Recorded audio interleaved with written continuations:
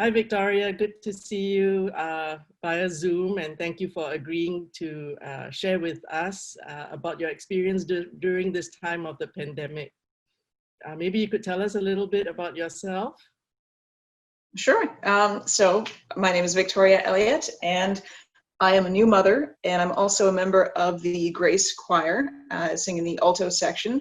So you might have seen me processing while pregnant. And I had my son Atreyu just before about three weeks, I think, before the lockdown. And he is my first child. Wonderful. Yeah, we were watching you grow and develop, and then and I know as soon as I remember, as soon as you could, you did come back to church, and then we were all more focused on where the baby was, not so much on you though. Yeah. Well, isn't that how it always is? Yeah, so I was fortunate that I got to attend a couple of in-person services before the lockdown, but I would have liked to have introduced him to everybody at Grace Church. Yeah. And so how has it been, having Atreyu and then going into lockdown? How has that experience been for you? Well, I mean, when I had him, yeah, it wasn't even close to a pandemic. Like there were fewer than 10 suspected cases in Toronto, or in Canada, in fact, and then it just exploded, as everyone knows. So I hadn't really considered that I wouldn't be able to do all the things that I had planned to do postpartum, like take him to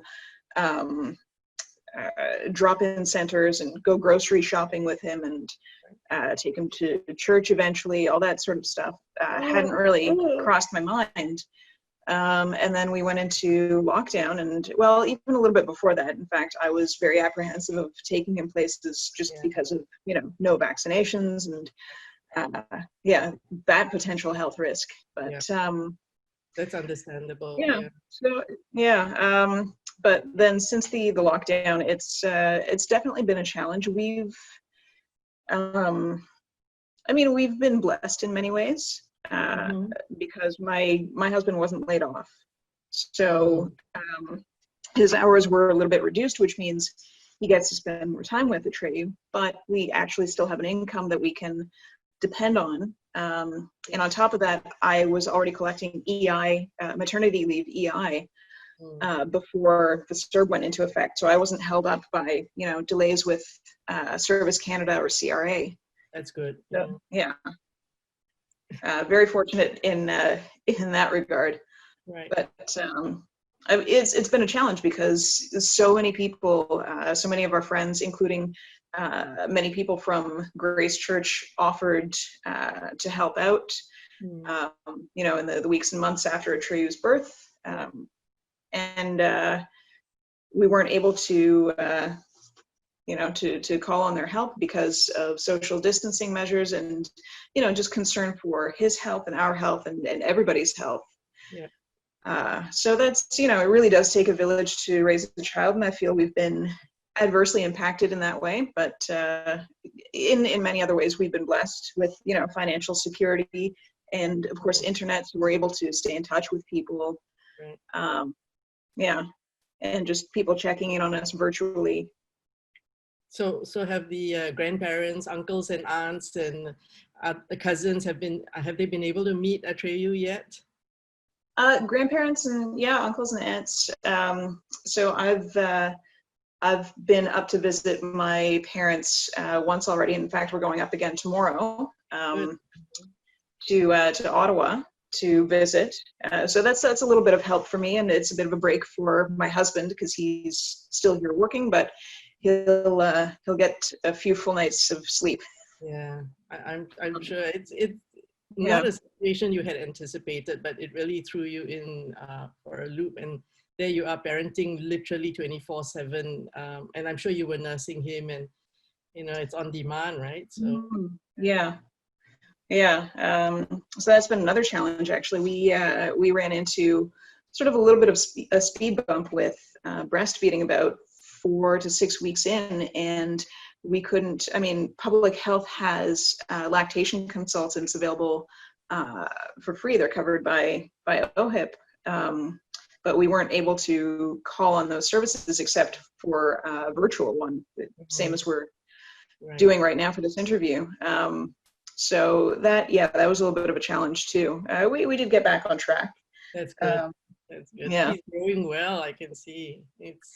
Yeah. He just had his 4-month checkup, and he's pretty much right on track for growth.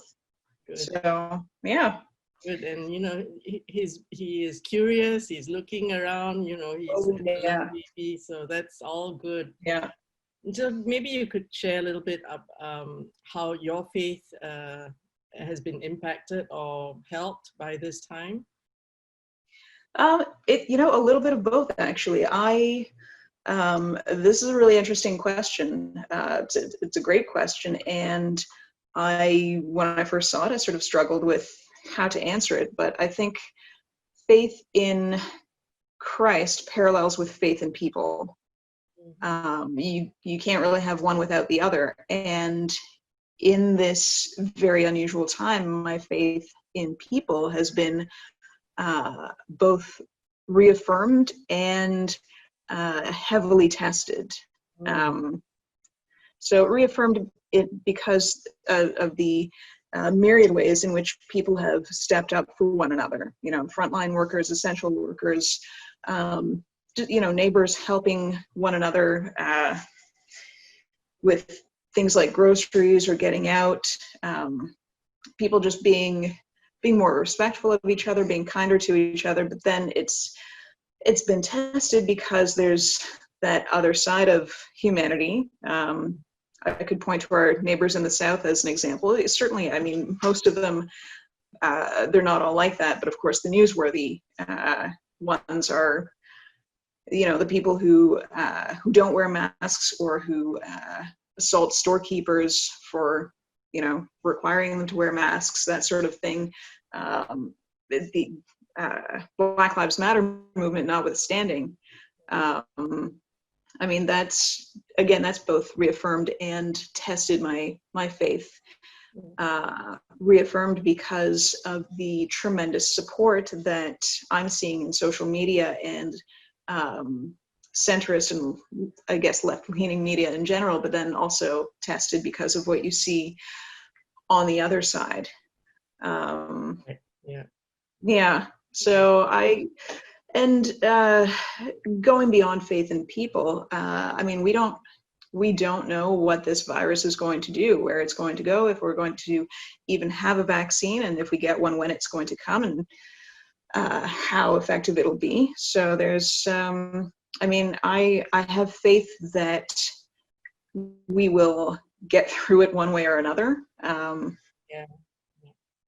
But what impact it will have on humanity in the end is the big question, I think. And we will have to wait and see. But as a church, we can continue to help one another and support each other. And I know the choir meets regularly with Sarah, and you have Zoom meetings. I'm sure the music also that you've sung and the music you enjoy also helps you. And I'm sure you play music for Atreyu too. Oh, I sing to him a fair bit, and most of the time it makes him happy. Sometimes, a couple of times, he has reacted to my singing with this face. Oh, Atreyu. But usually he enjoys it. He smiles and laughs. Unfortunately, I haven't been able to participate in many of the Zoom choir meetings because that's this guy's bedtime almost. So yeah, he gets pretty tired and cranky. He's quiet now, but he is very loud when other people are not there to witness. Well, he's preparing for the children's choir, I'm sure. When he can join in, we need loud voices.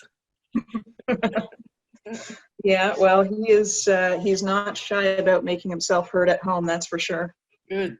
You started him young and training him well, I see.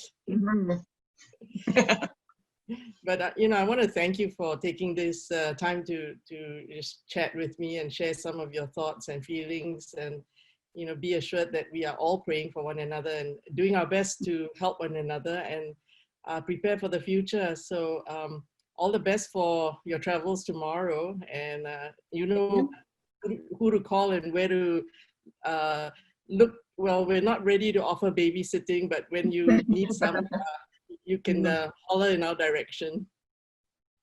Well, thank you. It's been my genuine pleasure, and thank you for the opportunity. Yeah, thank you for sharing, Victoria.